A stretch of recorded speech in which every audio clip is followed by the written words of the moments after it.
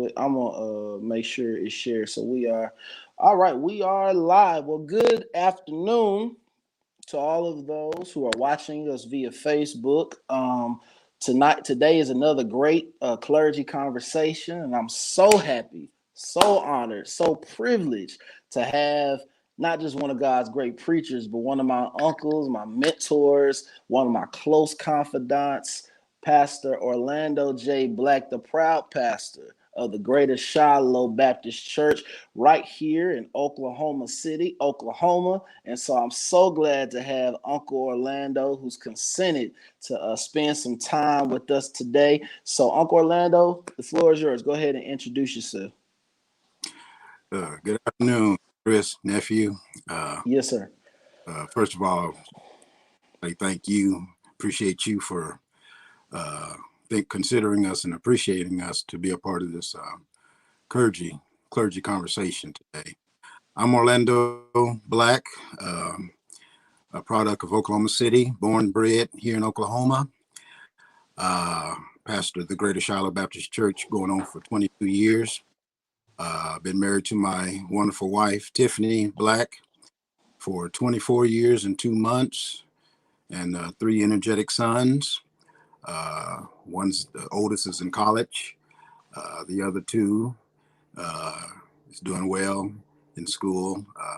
20, 16, and soon will be the baby boy. Soon will be turning 14. Amen. Amen. Well, Uncle Orlando, let me start off with this question. Just talk to us about your conversion experience when you were converted. Talk to us when you were about converted to Christ, and just talk to us about growing up in church. Okay. Of course, just like I'm sure, just like most of us, most people, uh, I was born, bred, and raised practically in my home church, Shiloh. Uh, I was baptized in June of 1978 at the age of 8 years old by my pastor, T.H. Hubbard.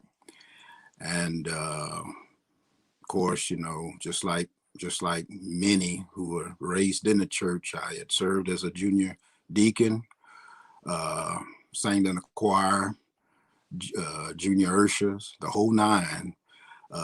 Active in Sunday school, BTU, uh, and you name it, we was there. The Royal Ambassadors of the East Side District of Oklahoma City, and so that was my starting ground. Of course, as you know, I grew up in the church, grew up at Shiloh, and just like any teenager, when you got to be a teenager, you want to do your own thing. Of course, I had worked a part-time job, when I was in high school. Graduated from John Marshall High School in '87, and then I had attended OSU. Applied for. Well, I had not applied, but I had majored in graphic design and fine arts, and I attended OSU for 3 years. And that third year, when I was at OSU, the spring of 1990, was when God was really calling me into the ministry. Um, and that whole year of 1990, I felt a rebirth. Yes, sir. Now, when I said I was baptized in '87, it was just that, baptized. But I really didn't have a full understanding, a full, strong relationship of conversion uh, when I was 21. I say I was spiritually born at the age of 21. I was baptized at the age of 9. And so during that time, throughout that whole year, I was running until October 1990. And that's when I accepted a call into the ministry. Heard a powerful sermon. It was the third or fourth Sunday in October 1990 from the late Reverend Ron C. Carter, who was affectionately known as my big brother in the ministry. During that time, he was the assistant to the pastor at the Greater Shiloh Church for a number of years. And the sermon that he preached that Sunday was "Get Your House in Order." And I tell you, that sermon really spoke to me. As a matter of fact, the Spirit lifted me up out of my seat that Sunday. Mm. Ran all the way to the front doing the invitation. I announced my calling to the church. And from then on, I just more in, church life was my life ever since then. Church life Yes, sir. been my life, and as far as of course, ministry, preaching, teaching, ministry, leadership. Uh, it's been my life, and it's been a long journey. It's been an uphill journey. Yes, sir. So, Uncle Orlando, talk to us about your first sermon, for one, but also talk to us about that feeling that you got, when you really felt that call. Okay. Um, my first sermon. Uh, the Lord gave me my first sermon when I was at work. I Yes, used sir. to I used to work the night shift at Skaggs Alpha Beta. Back then it was Skaggs. I worked in the non-grocery department and stocking shelves and worked in the receiving area. And as I was working and as I was breaking down warehouse pallets and unloading warehouse trucks, that one night, is, the Lord was already giving me my first initial sermon, and it was entitled "There's Only One King." Mm. And from that, the Lord was, the Lord just showed me about Jesus, all about the whole life of Jesus, the whole life of Jesus. My text was from Luke, the 23rd chapter, when Jesus was on a cross, and it stated, uh, King of, Jesus Christ, Jesus, King of the Jews. Yes, sir. And so, all from that, my first sermon, it was really dealing with the whole story of Jesus from his birth all the way to his resurrection.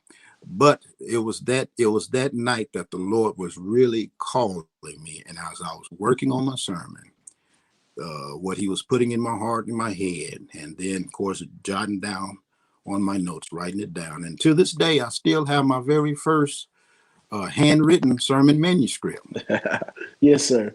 on note paper, on notebook paper. There is only one King, and that that second Sunday of November, it was November 12th, 1990, second Sunday, November at 6:30. Pastor Hubbard had me to preach my initial sermon before the church, and that was a you know it was an experience because, for one, I was nervous, Yes, just like sir. any young preacher who he or she preaches their first sermon, nervous. Um, for one, I was not a person to stand before the crowd. I was not a people person. Yes, sir. I was one. Anyone from Shiloh, especially who's a senior, who knew me as a child, would tell you that when I was young, when I was a little boy, and even a young man, I was a very quiet young man. Had my own little corner, Yes, sir. but it was a tremendous it was a tremendous awesome experience. The church was packed. Uh, Church members, relatives, friends from all over who came that night to hear what the Lord had placed on our heart for the very first time to preach. And after that, you asked me how did I felt. Hmm. Once that sermon, it felt like the great big load just rolled off my shoulder. Yes, sir. And from that point, I knew my confirmation was that God called me to preach. My goodness. My Uh, goodness. the So, mhm. thing about that is the confirmation that I receive is I couldn't help myself. Yes, sir. I couldn't help myself. Any preacher will understand you preach because you can't help yourself. Yes, You sir. know it is God. Yeah. Yes, sir. So, Uncle Orlando, you grew up at Greater Shiloh under one of our pioneer pastors, legendary pastors, the late Reverend Dr. T.H. Hubbard, and you got to also be with the late Pastor Ron C. Carter as well. So, as a young preacher, what was it like growing up watching Dr. Hubbard, then seeing Pastor Carter as he was the assistant pastor at Shiloh, then getting called to Mount Bethel and Langston? But what was that experience like serving under Dr. Hubbard? Like, and talk to us about that experience and how, and talk to us about the importance of having that father-son relationship as it relates to ministry. The experience under Pastor Hubbard and Pastor Carter during that time, it was it was a strong experience, especially for Shiloh, the church, because during that time, Shiloh's membership was composed of people of all ages, from of course from the seniors to lots of adults and oceans of young folk. And from that, you had the older generation, Pastor Hubbard, and the younger generation, Pastor Carter. And it was a strong, perfect combination in that way. Of course, uh, Pastor he was the pastor. He was the pastor of the church, and so he was the head, and he was the one who approved all. Everything had to come under him. The Pastor Carter's job was to assist Pastor in the way of preaching, teaching, whatever Pastor had assigned for him to do. And Pastor Hubbard, he used to preach on the first and second Sundays, where he had Reverend Carter to preach on third and fourth Sundays, and if there was fifth Sundays as well. And so coming under them, it was a strong experience. As a matter of fact, uh, when I preached my first sermon, I had stated to the church that Pastor and Reverend Carter were my two main inspirations during that time. They were my foundations. They were my foundations where Pastor was my father, spiritual father in the ministry. And of course, Ron Carter was my big brother in the ministry. They both poured into me and still into me many things, especially with the ministry, especially with preaching and leadership and understanding about young people, young preachers, and staying in their lanes. Mm-hmm. During that time, I was affectionately known as the baby preacher. Yes, sir. There was about three or four other associates during that time too, but I was during that time I was the youngest preacher.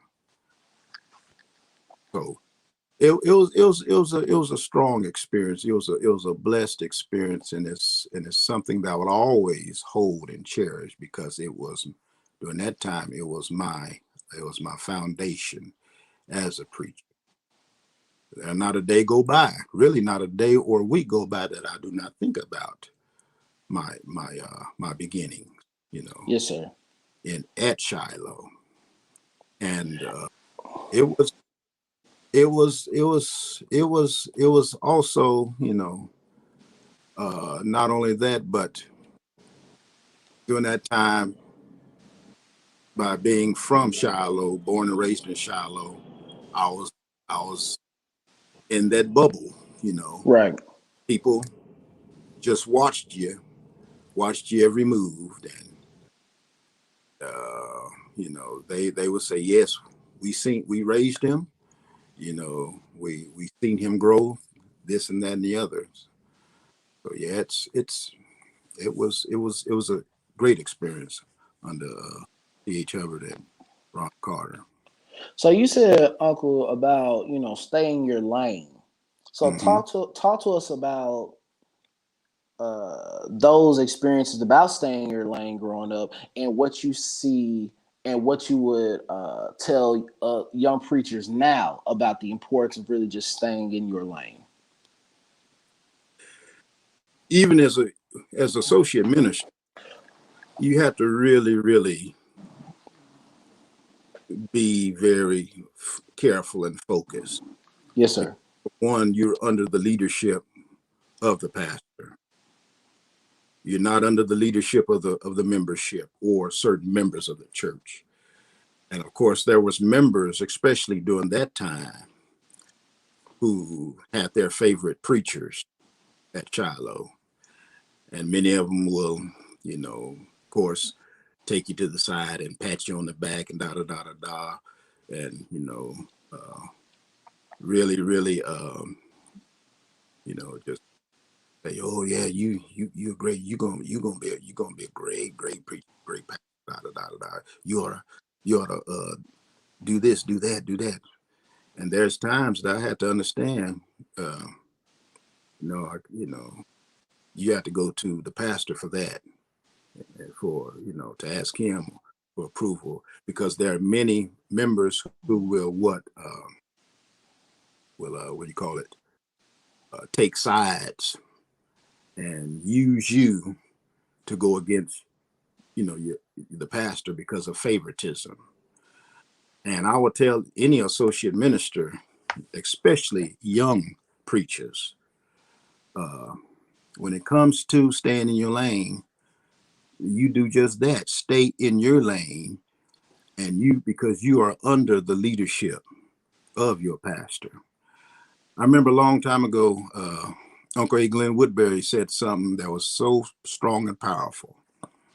He said to us young preachers, keep your mouth closed, because you really don't have nothing to say when you're around older preachers. Keep your mouth closed and just listen. Take in what you hear. That's a way of understanding of staying in your lane, you know, because even though you're preaching and you're called or assigned to preach here and there and everywhere, you are still just that associate preacher.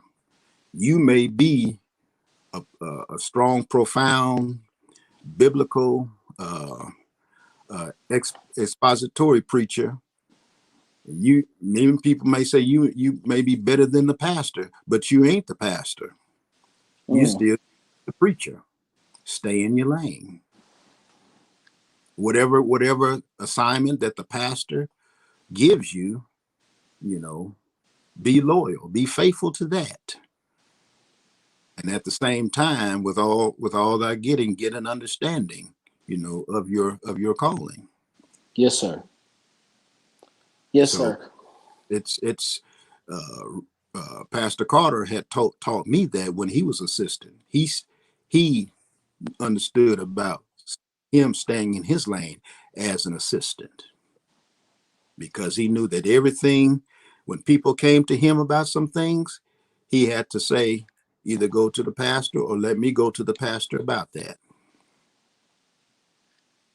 Mm. Wow. So then,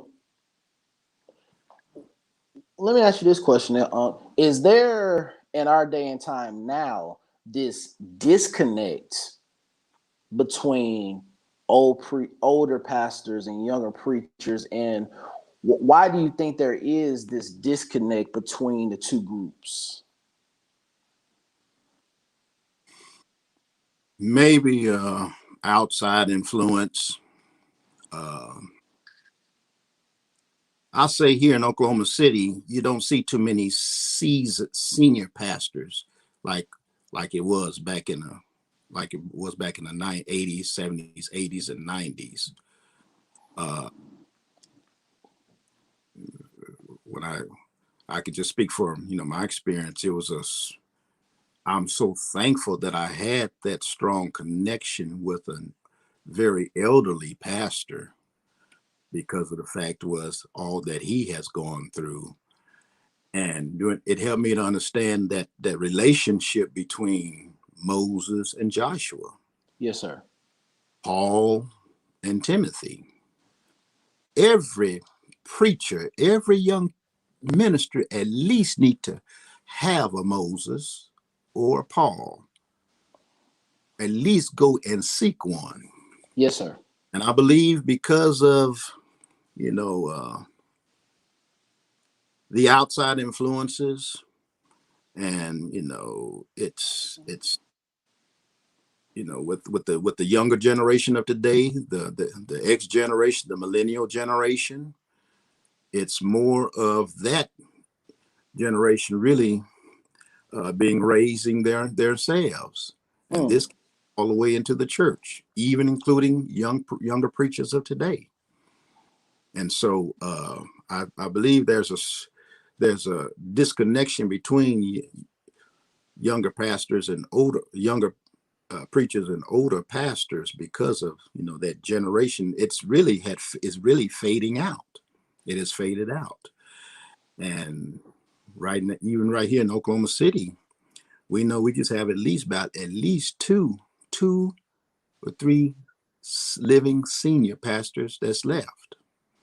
You know, and so and then we're influenced by you know the younger generation. We influenced by YouTube preaching, uh, all that we hear. And we hear young preachers, we hear younger preachers, we hear younger preachers.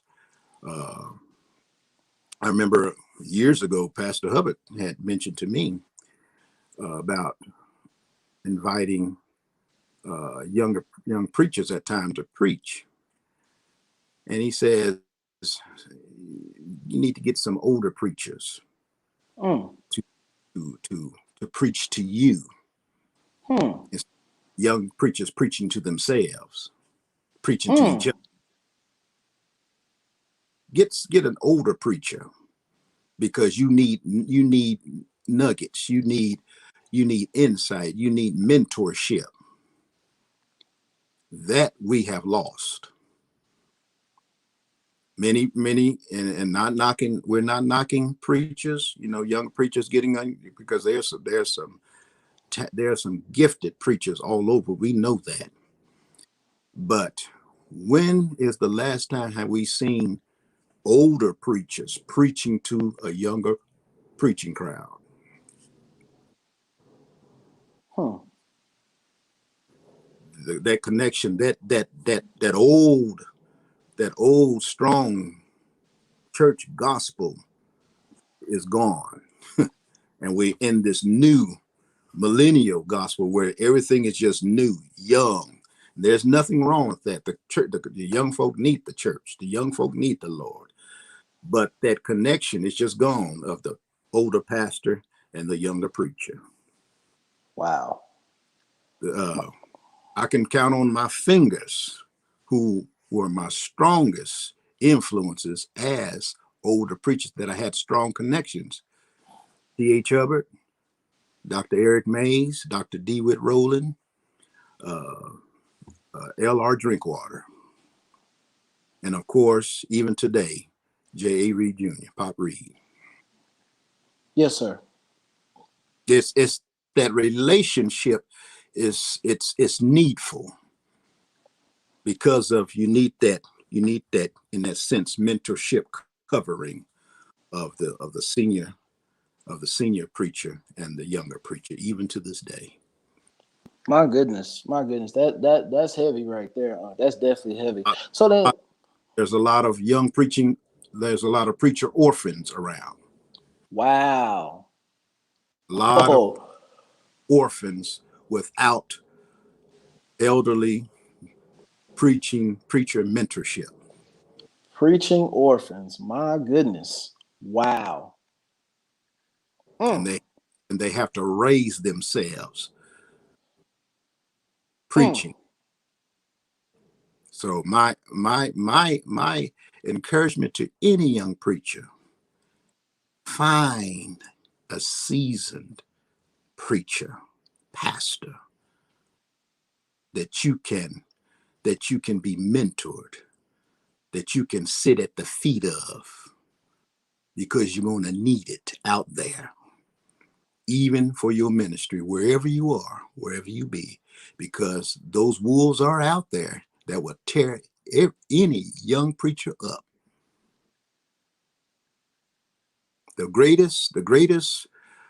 One of the greatest advices I've ever received from my pastor was, "Black, keep your nose clean." Yes, sir. Yes, And sir. that right there, if you understand that figure of speech, you know, it speaks volumes.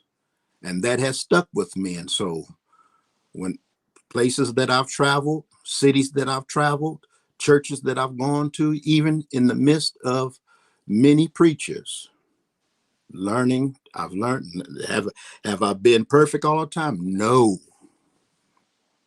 But it helps you to keep your eyes open, your ears open, because uh, the church of today, especially, it's it's out there, you know. And so yeah. Wow. Now those are already helpful nuggets on, and we're gonna get some more nuggets. I already know. So then, talk to us about, as you're an associate minister, you are under Dr. Hubbard. Let's say you're watching Dr. Carter. So talk to us about, during those years of being an associate minister, how are you growing as a preacher? Your preaching opportunities. Talk to us about that, and what would you encourage as an associate minister on how to grow as a preacher? Yeah, of course, my pastor, he believed in education, education for the preacher, to especially to uh, get all the education, get all the hermeneutics, all the homiletics, all the preaching preparation and understanding that you can get. And that required going to classes, taking courses. During that time, I was Pastor Hubbard uh, enrolled me in OBU accredited courses during that time. And also during that time, the Oklahoma City School of Religion, which was a good advantage, that I was able to take quite a few preaching courses, and also courses dealing with the Christian doctrine, the Baptist doctrine. And through that I was able to be instructed by some strong, very strong and awesome instructors during that time, who was a part of grooming me as well, especially in the way of you know preaching preparation, um, you know, Christian education. Pastor and Pastor Carter, I was very influenced by their preaching and their style, their different styles of preaching, and it helped me to open up to look at other, to observe other preachers that I really admired during that time, and it helped me to understand different styles of preaching, preaching etiquette, mannerisms, sincerity, integrity. All of that has helped shape me. The preaching opportunities that were allowed for me during that time as an associate was just limited during that time to Sunday evening services, or Wednesday night evening services, with even assigned just short devotional messages. Through all of that, it prepared me. But understand, during that time, with my situation, I was under the leadership of two, you know, two pastors. Well, Pastor Hubbard and under Reverend Carter. They were the main ones who had, you know, who were doing the preaching on Sundays on Sunday mornings only, Yes, sir. and time on Sunday evenings. And so during that time, we were just happy if he had signed me to do preaching on Wednesday. Now, from 1990, from 1991 all the way to 1995, you know, was a time of, you know, really growing as far as church leadership for me. Of course, when Pastor Carter was called to Mount Bethel in '93, Pastor Hubbard had me. He had recommended me and to be the children's church pastor during that time. And for a couple of years, I was children's church pastor on third Sundays only. He assigned me to preach on Sundays. When he had recommended me to be his assistant in November '95, it put me in the same, you know, same position as Reverend Carter was during that time. So I had, you know, more preaching time, preaching experience on third and fourth Sundays or whatever Sundays or whatever times, you know, I was assigned. And even during that time, it opened up some doors to other churches in, you know, in the city and statewide. And of course, when I was invited to preach at other churches, of course, my first priority was to talk to pastor about it, ask pastor's approval, you know, and of course he would give me the approval to, you know, and the okay that it's okay to, you know, go and preach, and so it opened up avenues, and I. Uh, for Shiloh, it was a strong blessing for me because God had elevated us up to the ranks from the baby preacher, associate minister, to children's church pastor, assistant pastor, and during what was that back in May of '97, uh, Pastor Hubbard recommended me to the church for me to be his co-pastor. He was senior pastor, I was co-pastor, and he gave me more, you know, responsibilities as co-pastor, and from then on, it was the rest is history. Yes, sir. Well, Uncle, we're gonna get into that. I have one question from my Uh, friend, Pastor Antoine Richardson from the Zion Baptist Church in Hartford, Connecticut. His question was: for those out there who may not have a Moses/Paul, what would be your advice to them for finding one, and who do they reach out to?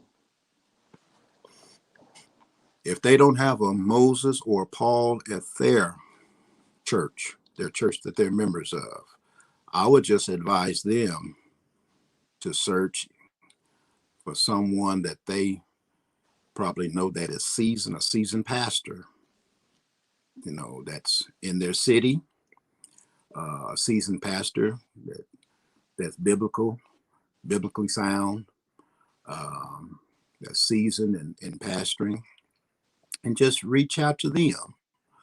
Um, Reach out to them, whether by internet, by visiting, or what have you, to reach out because believe it or not, there are a lot of seasoned pastors who will just be tickled to take some younger preachers in, you know, to as to mentor them.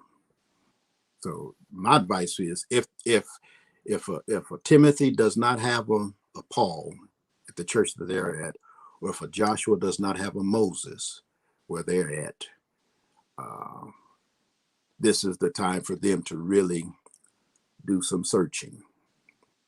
One that they can feel that they can trust, that they can confide in, that they can, you know, ask for mentorship. So they're out there. Now I'm talking about when I say seasoned pattern, we're not, you know, they're not always up in age. They can be pastors who like in their still in their 50s or late 50s, early 60s that may have been pastoring for 20 plus years. And so it's they're out there. It's just for them to take that initiative to really search, and if they are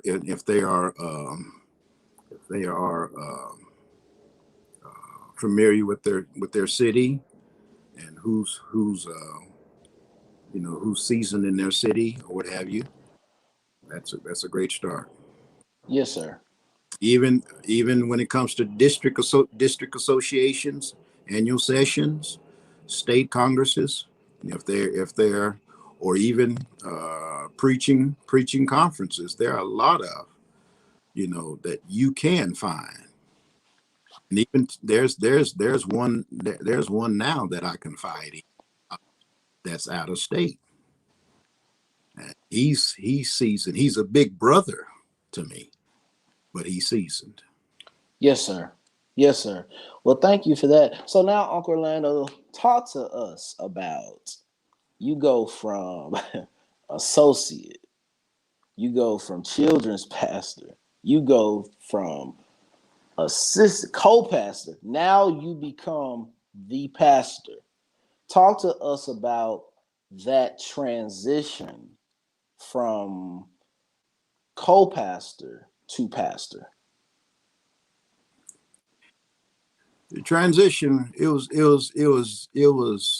challenge. It was a challenge, and yet it was probably, excuse me, a very tough time in my life, knowing that my Moses was gone. Yes, sir. And from that time, my Moses had passed away. It seemed like my world came tumbling down, was crashing down. And during that time, Chris, I had discovered that I was leaning on my Moses as a Mm, leaning post. wow. And when my Moses was gone, God was teaching me to start leaning on him. Wow. My, And my, my. the scripture for me as a pastor started from my beginning, as from that transition from Joshua, that first chapter. Moses, my servant, is dead. Now I want you to get up, take these people over to the other side. Mm, My scripture, and it stuck with me and it sticks with me to this day, that I've learned to lean, trust, and depend on. As I was with Moses, yes, sir. so shall I be with you. My goodness. Leave you nor forsake you. And any preacher or any person or any member ask me, how have you done it? How did you do it? What kept you? And my answer is, God said he would be with me. As I was with Moses, so shall I. So that in itself, that helped me from co-pastor to pastor.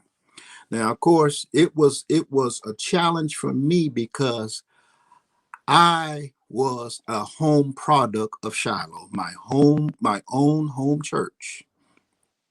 And during that time, the membership, they they saw me. They seen me from a baby to a child to a young man to associate, assistant, co-pastor, and now pastor. And it helped me. And when I was called as pastor, when the church had called me to be the pastor of the church, and during that time, it was a 6 to 7 month transition from co-pastor, from April of '99 to November of '99. And of course, the church during that time felt that they had to go through that traditional of a pastor search committee, and to allow some other preachers to come in and to put in their apps and go through the whole procedure. But mind you, I was co-pastor, Right. and in Oklahoma City, the state knew it, and yet the church was still going through that same tradition, pastor search committee, because there was others who felt, oh, he's just our boy. And from that, in during that time, the saying from Jesus, a prophet is not honored in his own country. I was the homeboy. Yes, sir. But I thank the Lord during that time when the church voted, did their vote and everything. Do you not know that 70% of the vote came from the young folk of the church? Wow. 70, My as a matter, goodness. 72% from what I can remember. 72% of the vote for us to be the new pastor was from the young folk. Mm. From that is because those young folk, I was pastoring those young folk. Yeah. Yes, sir. They seen me, they knew me, they, as their, pastor. Uh, the transition, it was tough because of the fact is that Shiloh is my home church, and also when I became pastor, uh, Dr. Melvin Von Wade messed my head up at a E.K. Bailey preaching conference, and he said, uh, "Oh, your name may be on the marquee, Mm. but you ain't the pastor." Yes, sir. He said, "You the preacher, but you ain't the pastor yet because somebody's there is pastoring." Yeah. And when he said that, it's like, wait a minute, no, no, I'm the pastor. My name's on the vote. Church voted me in. But no, he was saying, no, you just the preacher. And if you are preaching in at your home church, you have to understand the congregation has to gain your trust. They have to gain your trust of who you are, you know, your integrity, you know, your sincerity, you your growth, and at Shiloh, I'll just say this: at Shiloh, to make it short, at Shiloh, it took me at least about 12 years to become pastor. 12 years out of going on 22 years, it took me 12 years because during that time, that first decade was a time of grooming, was a time of grooming and understanding about leadership and really pastoring the flock. And God was adding, people, new families to the church that I could really, feed, shepherd, and and during that time, it took some many members to die out. That and times who felt that they ran the church. Mm. Some members had to die out, and Lord now, have mercy. grace of God, by the grace of God, God has uh, allowed us to feed a flock who we can really nurture and grow.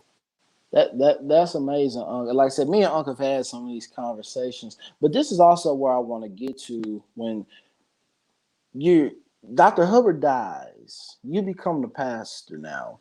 But how did you deal with grief from your I mean, you remember seeing him in the office. You remember seeing him this way everywhere. but now you're pastoring this church. You're in the same office. Now it's become the office where you go, but how did you pastor and still dealt with your own personal grief? Because somebody may be in this position where their pastor has gone on and then they are the next one in line that gets called. How would you encourage somebody, and talk to us about your experience about dealing with grief from the loss of a pastor and you're following the pastor at the same time? Yeah. That 6 month span from May all the way till we was called and to pastor in November of 1999. As I was mentioning, when the church chose to go through the tradition of the pastor search committee, uh, a number of years after that, it helped me understand that the church itself was grieving Mm. because of choosing to go that direction. The church didn't know what to do. And then there might have been some influence from the outside for the church to do such and such. And so it was a grieving. It was a grieving. In May of that same year, the church had voted me as interim pastor. Interim pastor. And here I am was the co-pastor. Mm. Now, my understanding during that time, and I spoke to, two or three strong pastors during that time who's gone on to glory. And they were stating themselves that shouldn't have been done in the first place, because as co-pastor is saying, if something was to happen to the senior pastor, the co-pastor is automatically, you know, to be pastor is just for the church to go and you know, do the acceptance, whether it's by vote or whatever, to say now that the senior pastor is gone, we already have the co-pastor, and we just make him officially the pastor. And so during that time, it was a grieving stage. And tell you the truth, when they had voted me to be interim pastor, man, I was about to almost leave Shiloh. My mother and father, they was members of another church, and of course, they've been back at Shiloh since I've been pastoring. But shoot, one of my first thoughts was, shoot, I don't have to take this. I can go over here, because during that time, the pastor that my mother and father was going to the church, he was wanting me to be over there with him. Right. He was a strong mentor for me. The late Reverend Bill Ivory, he, Dr. Eric A. Mays, he helped me tremendously, especially about the grieving, because there was times I called him at times and say, Doc, what shall I do? What should I do? You know, uh, the church, they wanted me to do this and do that, you know. And even Ron Carter said, "Boy, you better not, don't you go nowhere. You stay right there." And there are times I called him late at night time. So things like that, it helped me through the grieving stage. It helped me through that grieving stage.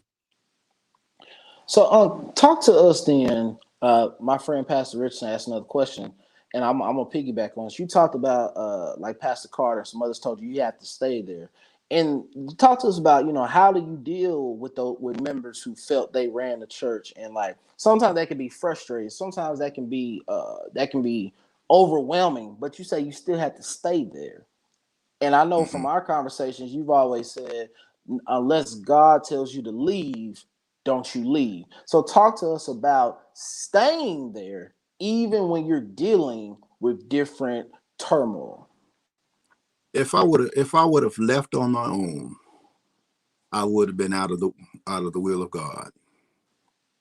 If I would have left on my own, then I would have been out of His will. I wouldn't have been um, where Lord has placed us to this day. Um, it helped me to understand about staying there and not quit, was that I was being tested all alone by God. Even though he used Ron Carter, Dr. Mays, to encourage me to stay where I am. People are going to give you hell, this, that, and the other, but stay there. And those early years were some tough years. It was. My first decade was some very tough time, and it just helped me to learn to deal with them. Deal with members. Um, but at the end, you learn to love them. Something you have to learn to love from a distance, and during that time, concentrate and focus on your ministry, your calling in feeding the flock. There's going to always be folk. There's always going to be folk who's going to always be critical of every step you make, every move you make, every decision you make. Someone is always there's going to be someone who's not going to never be satisfied, and you cannot allow that to stop you from doing what God has called you, because if God gives you the confirmation, what doesn't matter what others say. you know there was, there may have been, there was some who was with me in the beginning, later on in years, who've been one of my enemies. Right. And so, you know, learn to deal with members. The flesh. There's the flesh and the spirit conflict within. When there's opposition, sure, you want, the flesh says, yeah, get back at them. Shut them down. You know, get your Sluggerville baseball bat, knock their head off. But it's it's the consequences is not worth it. You know, the final analysis, the end result is not worth it, because what do you have? Who do you have to prove to? Mm. Who do you have Wow. to? And my experience was, I felt that I had to prove a certain number of people for many years, and yet it didn't do me really no good. So I had to learn to start pleasing God, Yes, sir.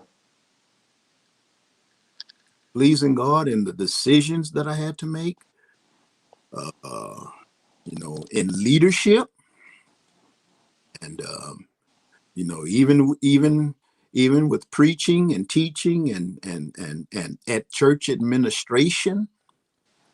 You know, I had to learn to please God, because He was the one. The final analysis, we're the ones who we have to answer to Him and to give an account, not to the people. There have been some people who died out that I had to please. So, uh, and it's going to always be that. It's always going to be that. Even with your younger generation, there's going to be opposition with the younger generation crowd, younger generation membership. There's going to always be, because 9 times out of 10, that generational curse drops down from grandpa and them all the way to the grandchild, My goodness. and think they golden, because grandpa gave the final say so. You know, and you just Wow. have to deal with, had to really deal with it, and it's all through teaching. And there's some folk who will never be, who is never willing to be fed. Uh, what's this preacher from Philadelphia? Keith Reed. Keith Reed. Bishop Keith W. Reed from Philadelphia, Pennsylvania, Sharon Baptist Church, said at a conference at one time at E.K. Bailey. He said there were some folk he had to learn to stop Mm. feeding, because they was just constantly in opposition. And he just went on and he was led to feed those who was willing to be fed and willing to understand about fellowship under leadership. Wow. Who who will understand, the pastor's vision when it is shared, those who are willing to trust God to accept whatever the vision that God gives the pastor. There's always going to be someone who's always going to be against, the vision from the Wow. and that's just, you just have to really take that and consider, the source. My goodness. Unc, you're helping us tonight. My goodness. My goodness. So, Unc, I had to ask this question. Um, you replace, and I really believe you can give a lot of insight to this. Because I talked to Pastor William Anthony Jordan. He said, we had the same conversation. You replace a legend in Dr. Hubbard. You replace a legend. Talk to us about how do you, and you grew up under Dr. Hubbard, but how do you decipher between putting your own stamp, but not forgetting where you come from? In other words, I'm being me, but I'm also at the kind of like, it seems like you're at that crossroads where being me, but I still have my predecessor in me, but it's like trying to deal with those. It's like dealing with those two forces. So talk to us about that. Time, Yes, time, sir.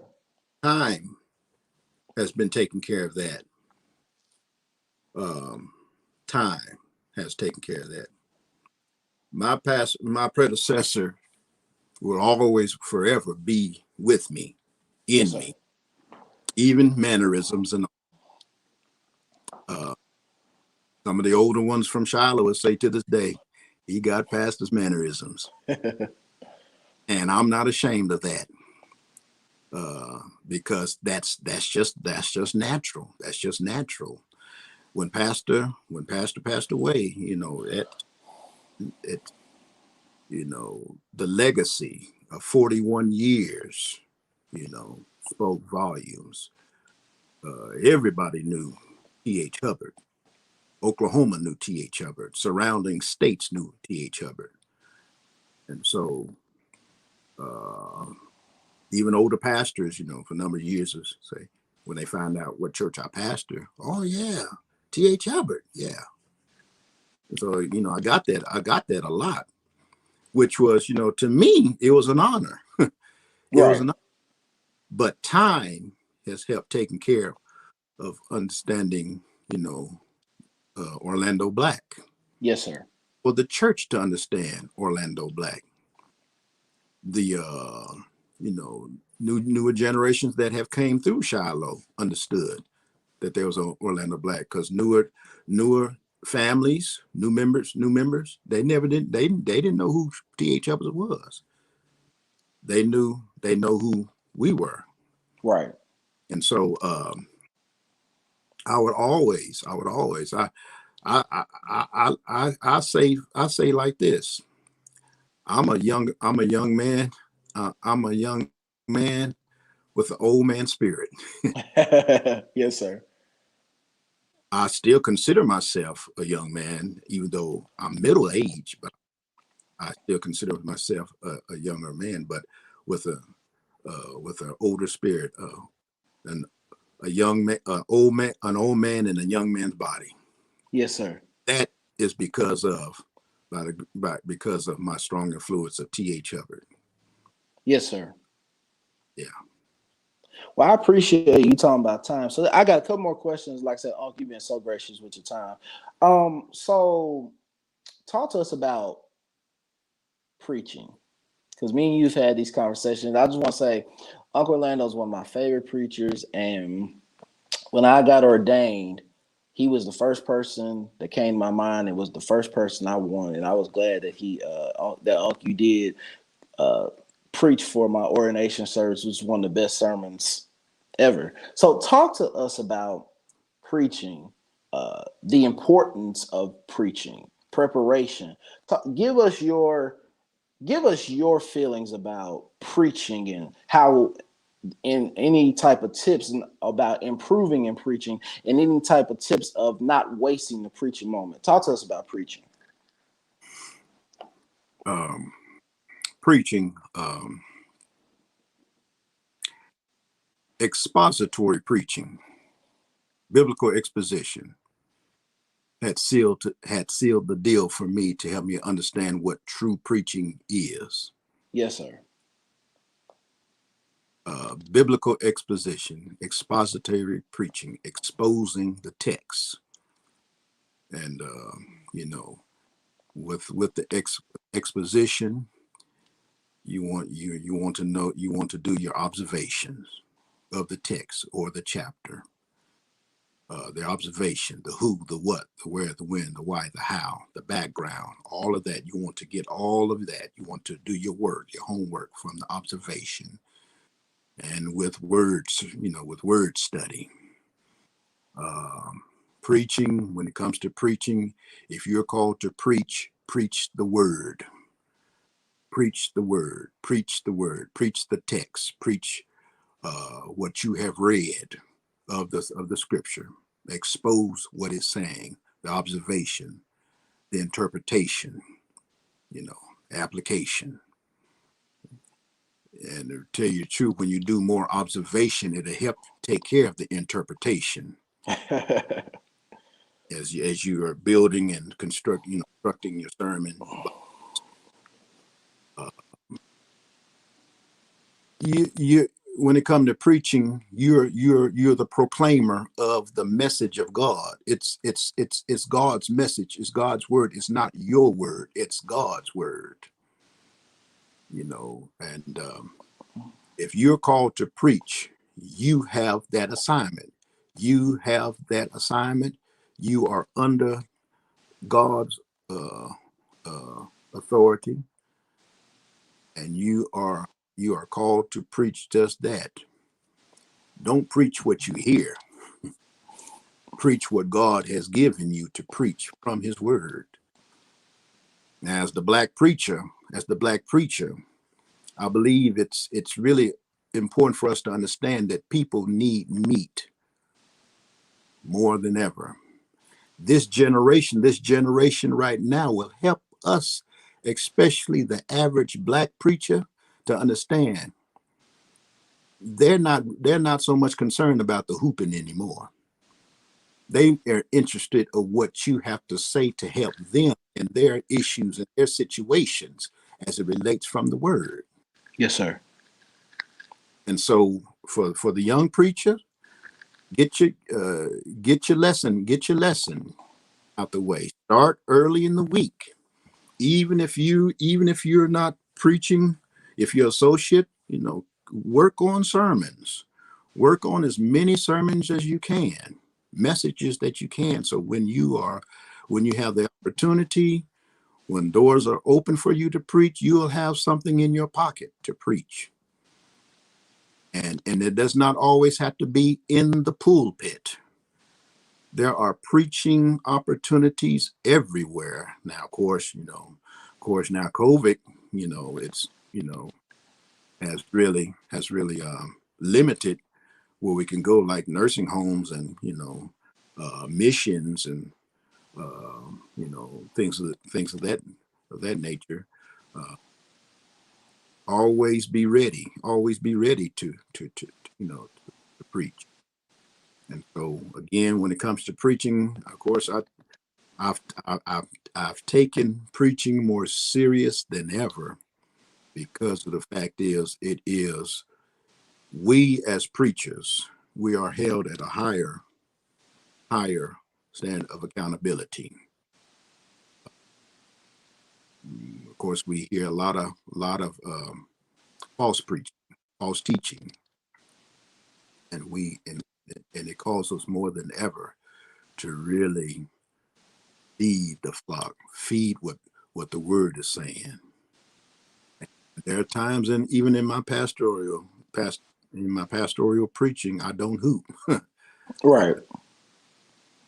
unless the Spirit just moves us that day. I have to. I am compelled to do more pastoral preaching, pastoral messages more than ever, and it depends on the crowds that the membership, whether if it's a younger crowd or you know um, you know seasoned crowd, what have you. And the joy of joy of preaching. It's you. I would not trade it for nothing in the world. I Yes, love sir. just like G. Chris. Love preaching. I love to hear others, especially younger preachers, to preach. It tickles me.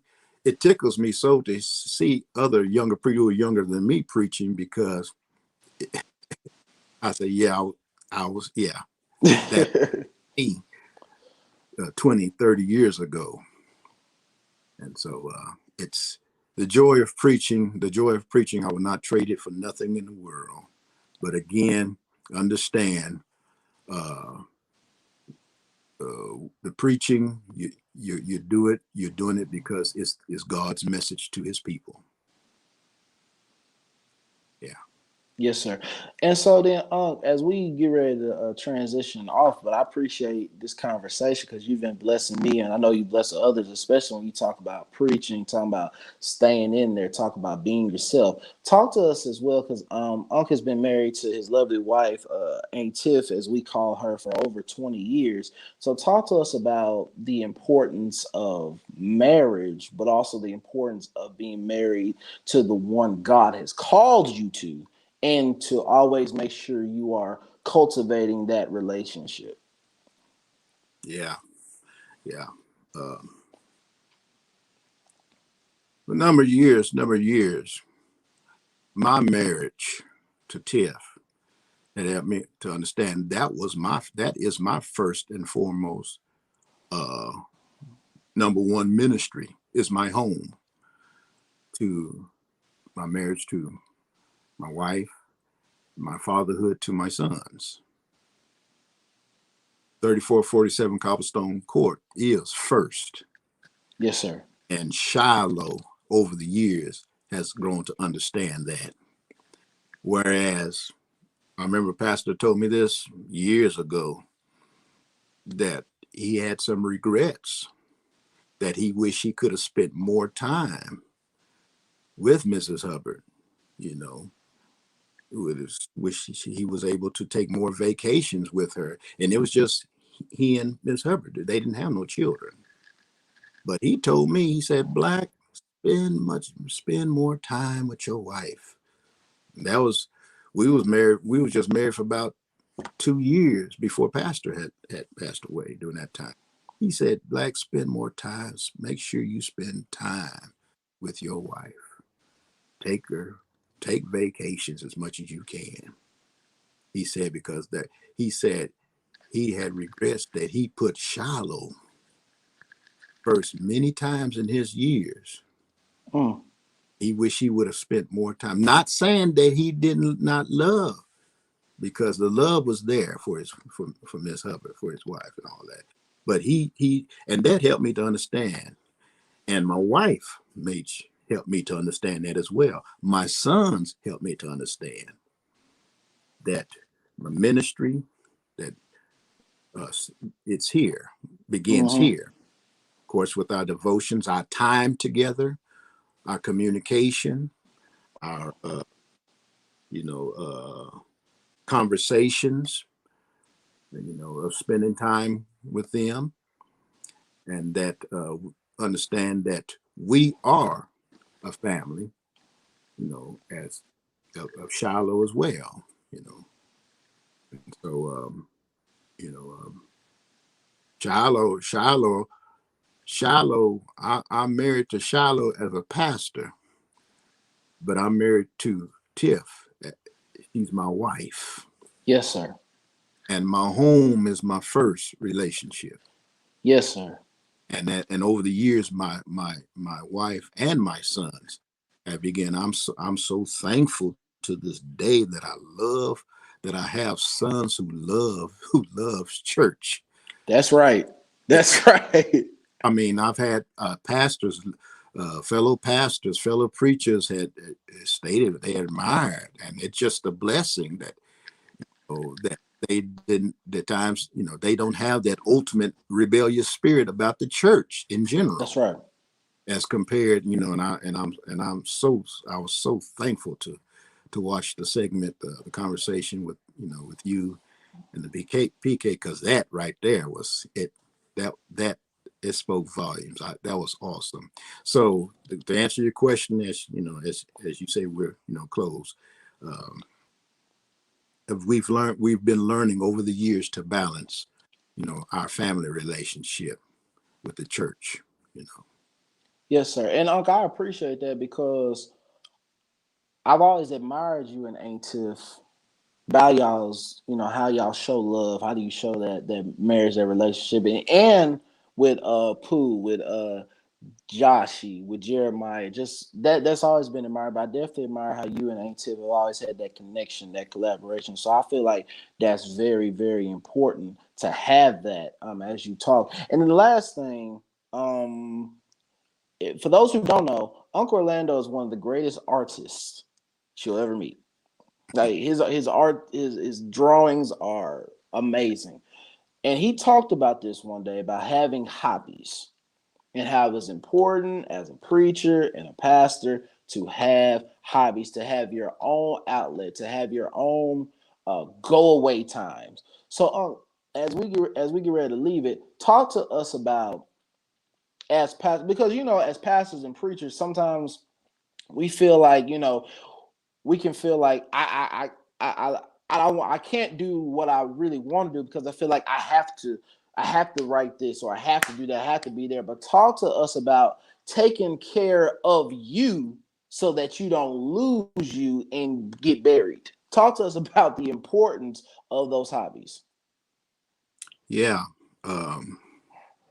Of course, Of course, there are many preachers who have the hobby of golfing.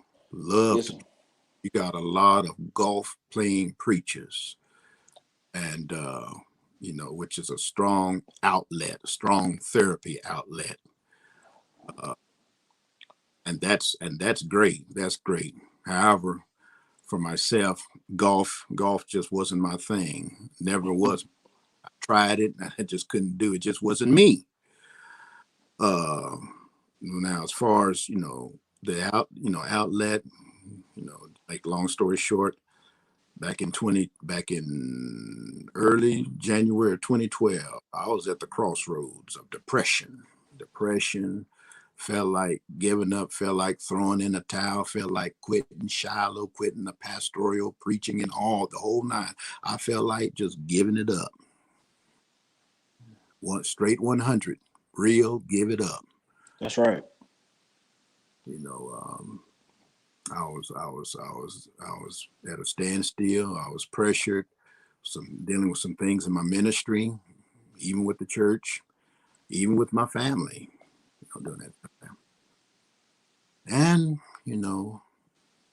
out of nowhere, the voice of the Lord says, "Get back to drawing. Get back to drawing." Those who know my story, or those who don't know my story, before I started preaching, I was already an artist. I was already a established artist. Went to school, college,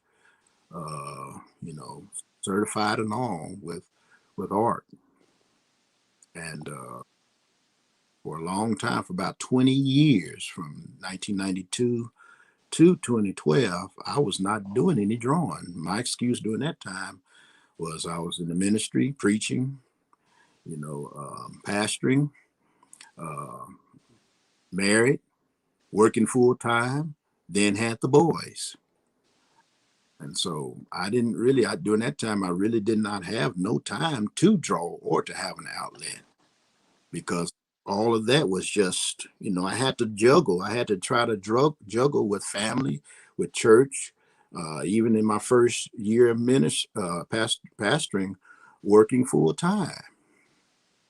And so, just bogged down with the ministry, and, burnt out, and, diagnosed with depression. The Lord just led me to get back to drawing. And I would tell people today, drawing is my therapy. Drawing is my outlet. It helps me, many times when I draw, I meditate. I meditate on sermons. I listen to the voice of God. Many times, it's like a fasting time for me. Shutting down the TV, shutting down, things, and just get into my studio, and just draw what I feel, draw what I believe in. I love drawing children. I love drawing children. I love drawing Black life, Black African American life. That's right. And so, and it's helped me. It's helped me for these last 8 to 9 years. It's helped me to learn how to juggle with the pastoral ministry and prioritize, because again, there was a couple of years I got caught so much into drawing that the Lord had to pull me back to remember what main priority, Right. and that is my ministry. Yes, sir. God has allowed us to use my drawing as a part of ministry, to minister Absolutely. people, to minister to families.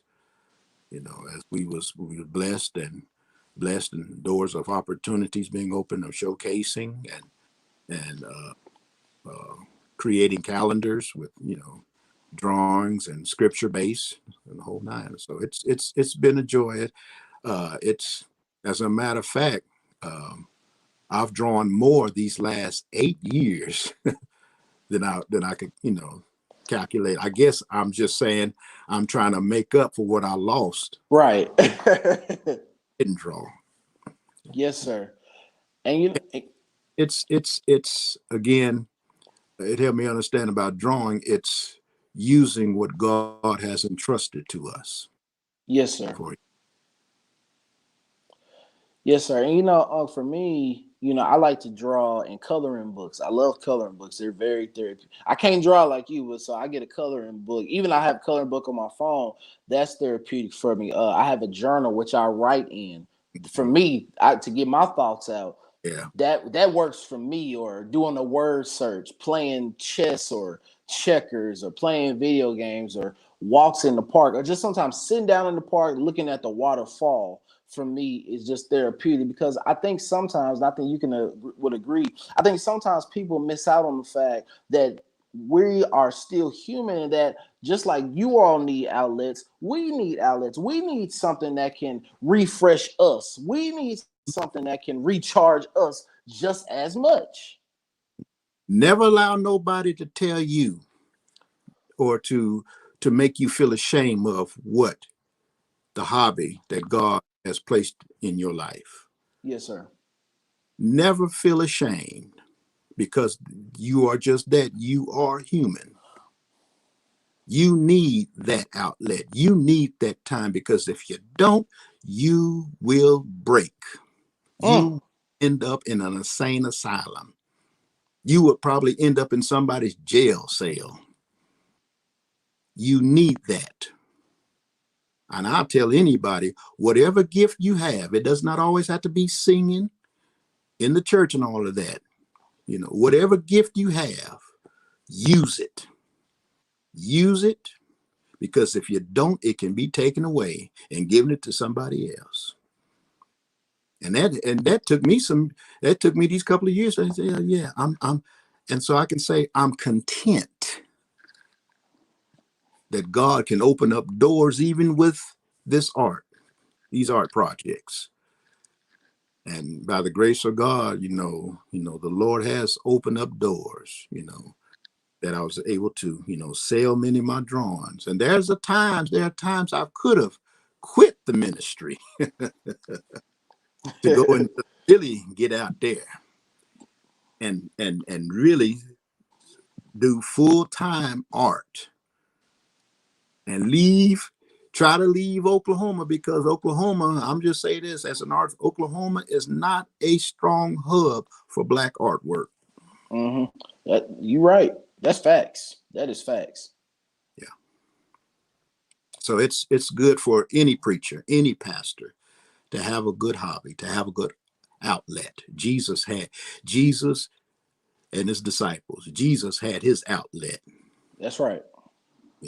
When he went up to the mountains to pray, to get away from the crowd, to get away from even from his disciples. Everybody need their Caesarea Philippi.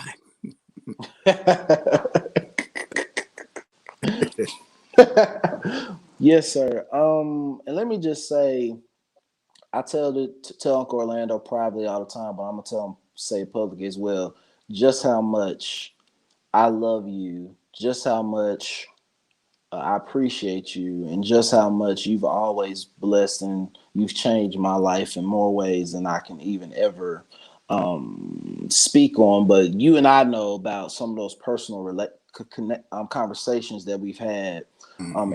in the office at Shiloh, and how I've been able to really just open up to you, and you've been right there for as a support. And for that, I want to tell you from the bottom of my heart how much I'm really grateful and thankful for you, because you're right. Everybody needs somebody, and you've definitely been that somebody that I've definitely leaned on since we first connected on Facebook.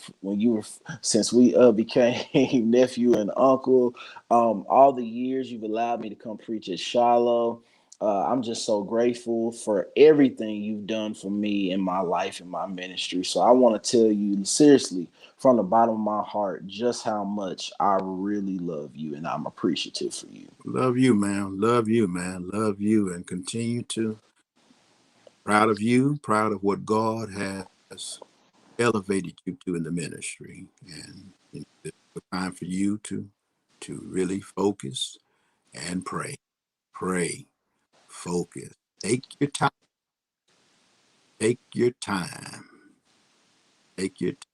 And still reach out much Yeah. as you, whatever, you know me, man. I'm available by text, Oh, all or whatever. So yeah, I'm proud of you, and love what you're doing right now. Love what you. This is great. I really cherish these conversations and what you're doing through your ministry at I appreciate it. So also, before we close, hey, tell us about you. Give the people who are listening, because I know there's some people who are listening that are not from Oklahoma City, but they may want to know about yourself, your drawings, the church. So just give some information out about Shiloh, about your drawings, and then after that, we gonna close. Okay. Again, my name is Orlando Black, pastor of the Greater Shiloh Baptist Church of Oklahoma City, 30 at 1108 Northeast 50th Street, in the heart of Northeast Oklahoma City. You can check our website, www.greatershilohokc.org, www.greatershilohokc.org. Orlando Black, I'm CEO of OJB Drawings Productions. Those of you who would like to purchase artwork, you can check me out on my personal Orlando J. Black Facebook page for drawings to look at.